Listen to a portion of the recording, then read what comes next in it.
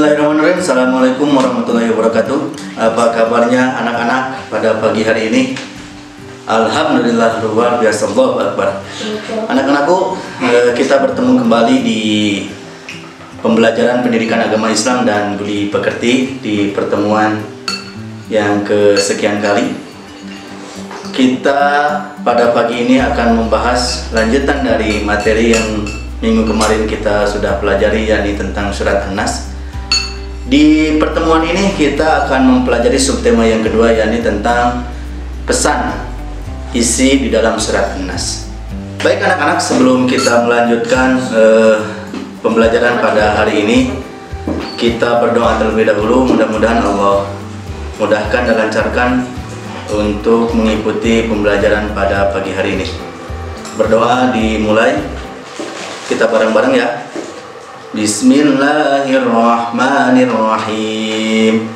Rabbi zidni ilman warzuqni fahman. Amin. Baik anak-anak, sebelum kita lanjut ke materi, mohon disiapkan buku paketnya yang sudah tersedia di rumahnya masing-masing. Dibuka materi tentang pesan dalam surat An-Nas. Anak-anak yang Bapak cintai, surat An-Nas ini artinya adalah manusia. Surat An-Nas ini surat yang terakhir dalam Al-Quran, atau surat nomor ke-114 di dalam Al-Quran. Jumlahnya, surat An-Nas ini adalah berjumlah 6 ayat. Diturunkan di kota Mekah sehingga disebut dengan sebutan surat Makkiyah. Surat An-Nas ini berisi tentang perintah kepada manusia agar berlindung pada Allah Subhanahu wa Ta'ala dari segala kejahatan yang datang ke dalam jiwa manusia dari golongan jin dan manusia. Anak-anak, mari kita simak dulu arti dari surat An-Nas ayat pertama sampai dengan ayat yang terakhir, atau ayat 1 sampai dengan ayat 6.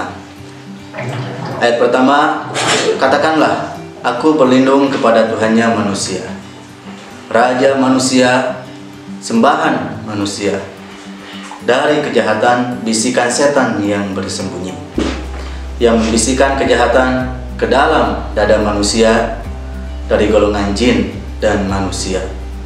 Manusia diciptakan oleh Allah Subhanahu wa Ta'ala dengan segala kelebihan dan kekurangannya.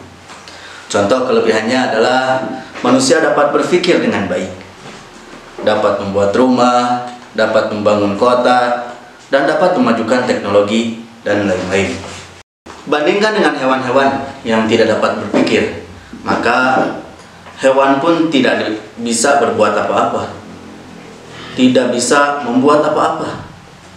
Namun, kelemahan dan kekurangan manusia pun banyak sekali. Misalkan, manusia tidak bisa terbang seperti burung. Manusia tidak bisa hidup di air seperti ikan. Bahkan manusia pun sering tidak mampu menghadapi bahaya dari binatang yang buas. Juga manusia takut kepada kemiskinan. Bahkan ada manusia yang takut pada kegelapan. Surat An-Nas ini berisi tentang meminta perlindungan kepada Allah Subhanahu wa Ta'ala dari bahaya golongan jin dan manusia. Sesama manusia bisa membahayakan dengan banyak cara. Jin juga bisa membahayakan, misalnya mengajak, membisiki manusia untuk berbuat jahat, meninggalkan sholat, dan mengajak untuk berbuat maksiat.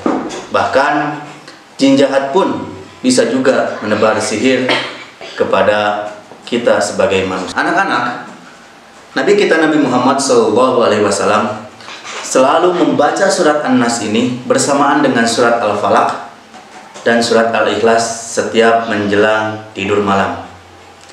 Dengan begitu, Nabi Muhammad SAW berserah diri kepada Allah Subhanahu wa Ta'ala dan meminta perlindungannya dari segala macam bahaya yang akan mengganggu ketika sedang terlelap tidur. Anak-anak, coba perhatikan hadis berikut. Diriwayatkan dari Aisyah radhiyallahu anha bahwasanya Rasulullah Shallallahu alaihi wasallam setiap kali berbaring untuk tidur, dia pertemukan jari-jari tangannya, lalu meniupnya dan membaca Qul huwallahu ahad, Qul a'udzu birabbil falaq, Qul a'udzu birabbin nas. Nabi kemudian mengusap dengan keduanya pada seluruh badannya, dimulai dari kepala, wajah, baru ke badannya sebisanya. Itu dikerjakan 3 kali. Hadis riwayat Bukhari dan Muslim.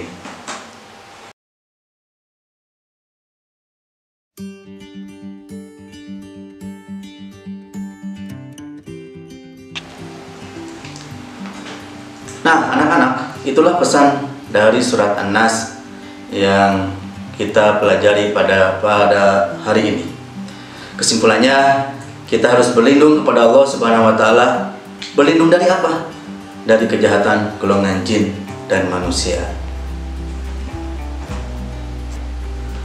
Nah, demikianlah materi pada kesempatan hari ini, materi tentang pesan yang terkandung di dalam surat An-Nas, yakni perintah agar kita selalu berlindung kepada Allah Subhanahu wa taala.